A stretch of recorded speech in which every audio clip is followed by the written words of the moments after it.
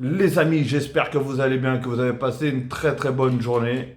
Bon, bah bien sûr, je vais faire un petit débrief, le petit débrief du match Suisse-Espagne ou Espagne-Suisse, je sais plus.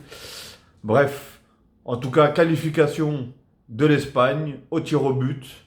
Mais en tout cas, un très très grand respect et des applaudissements bien sûr pour cette équipe suisse, hein, qui ont fait un bon parcours, qui ont fait un très bon tournoi, qui ont fait de bons matchs et qui mentalement m'ont impressionné, réellement ils m'ont impressionné. Ils ont fait un match de dingue contre la France.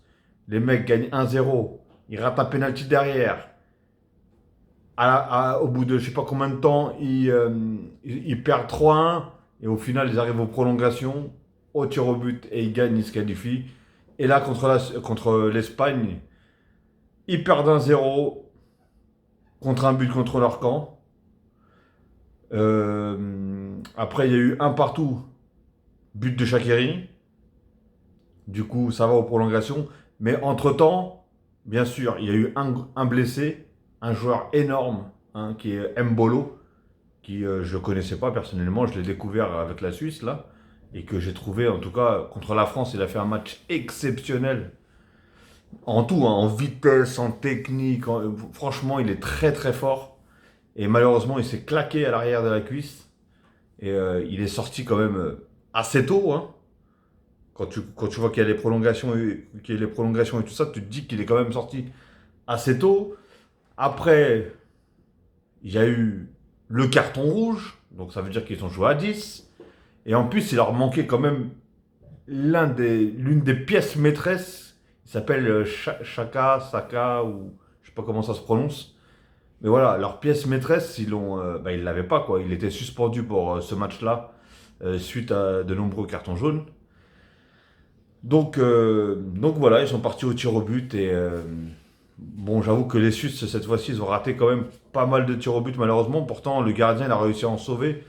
Et quel gardien! Tiens d'ailleurs je vais commencer de parler un peu de la Suisse. Quel gardien! Franchement, euh, est-ce que ça serait pas le meilleur gardien de l'Euro? Franchement, parce que je l'ai vu contre la France, je l'ai vu là contre comment ça s'appelle contre l'Espagne.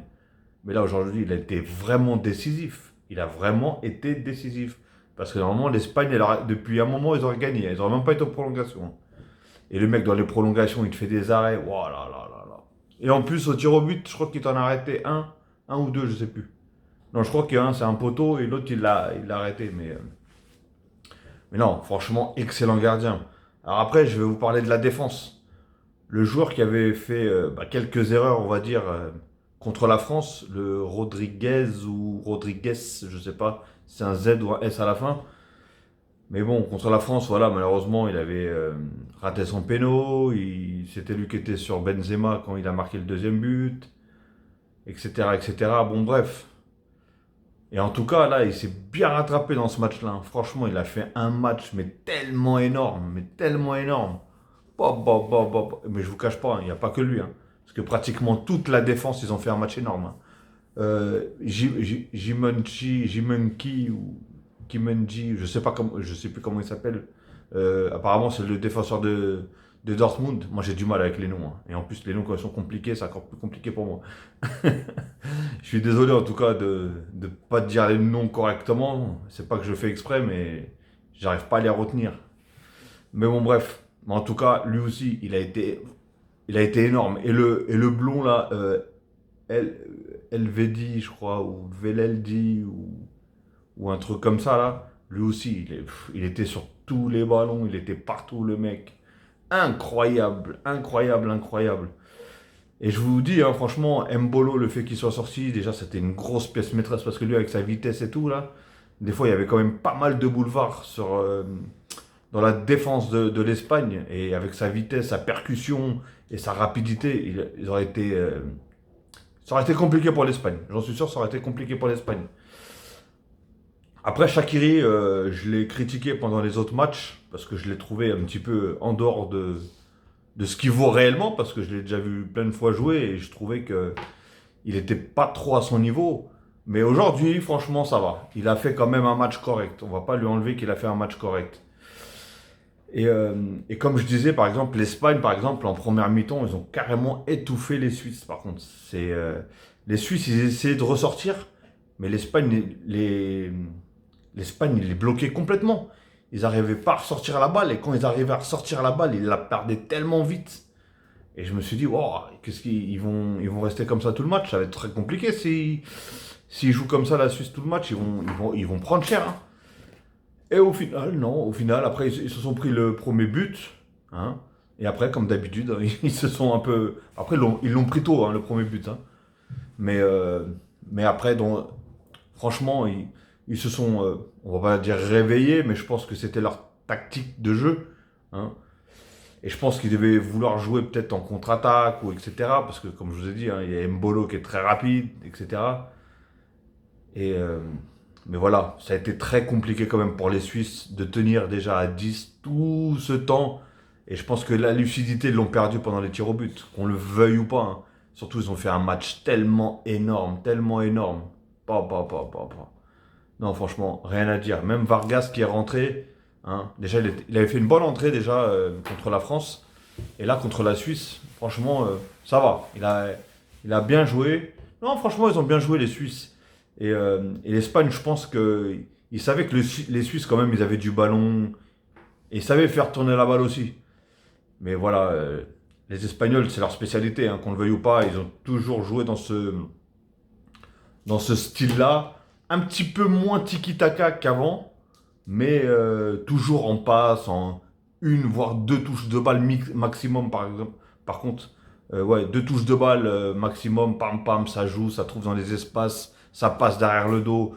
Non, franchement, les Espagnols pour ça. Mais c'est pour ça que je comprends pas, c'est que ils arrivaient, mais dès qu'ils arrivaient devant les buts, ça, je sais pas, ils se procuraient pas d'occasion. C'est incroyable. Parce que dans le jeu, ils sont bons, ils arrivent quand même à éliminer, etc., etc. Mais, euh, mais voilà quoi.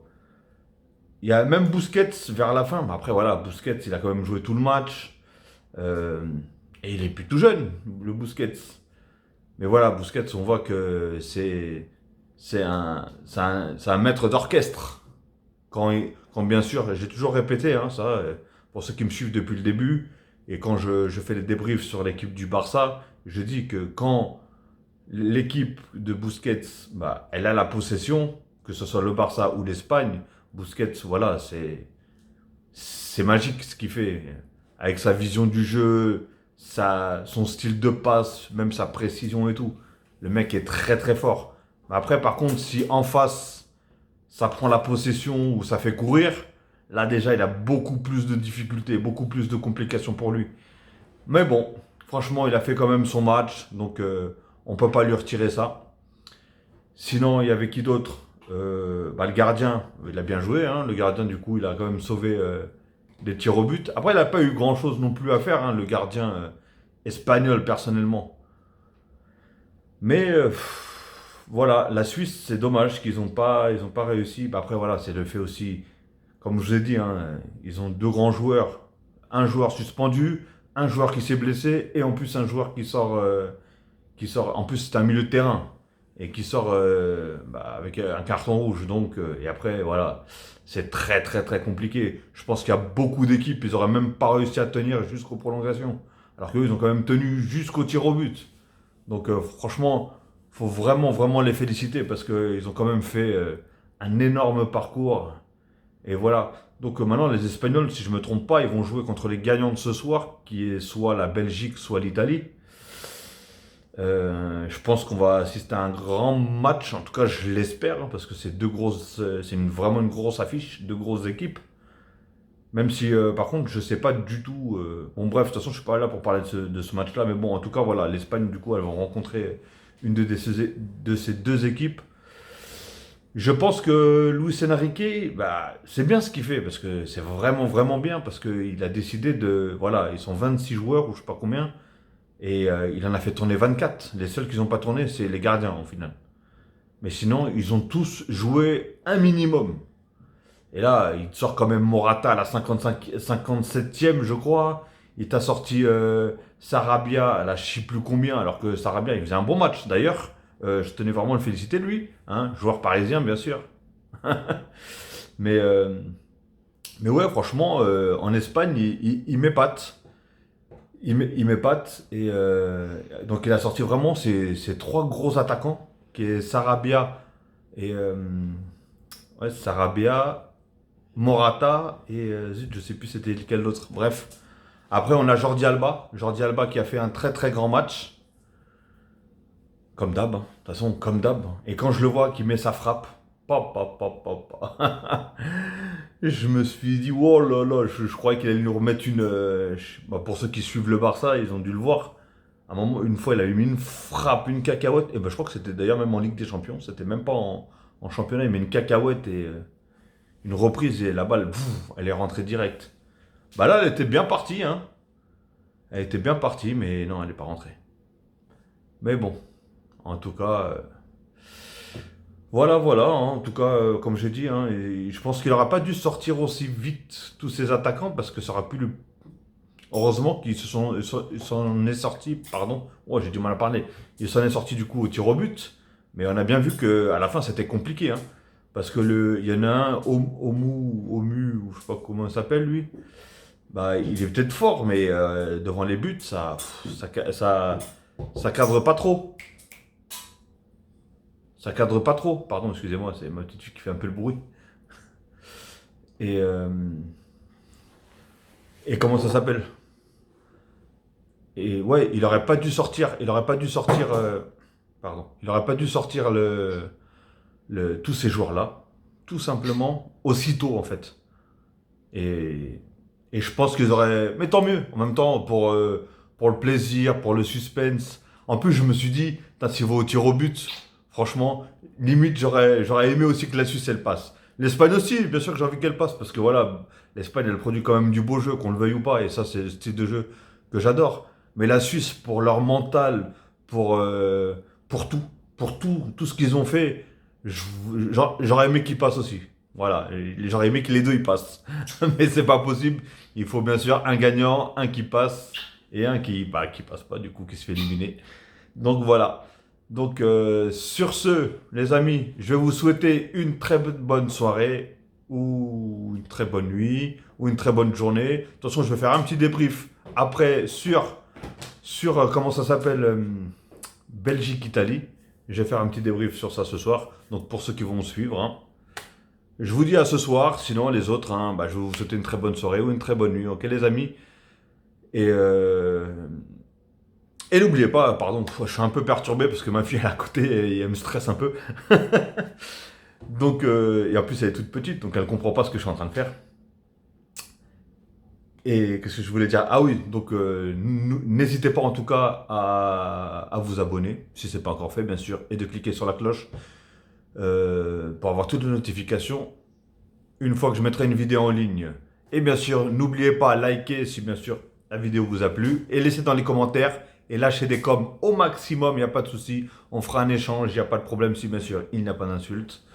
Et sur ce, comme je vous ai dit, à ce soir pour ceux qui vont voir le match et pour ceux qui vont suivre mon débrief. Et à la prochaine pour les autres. Ok les amis, allez prenez soin de vous et faites attention à vous. Et à ce soir ou à la prochaine. Ciao.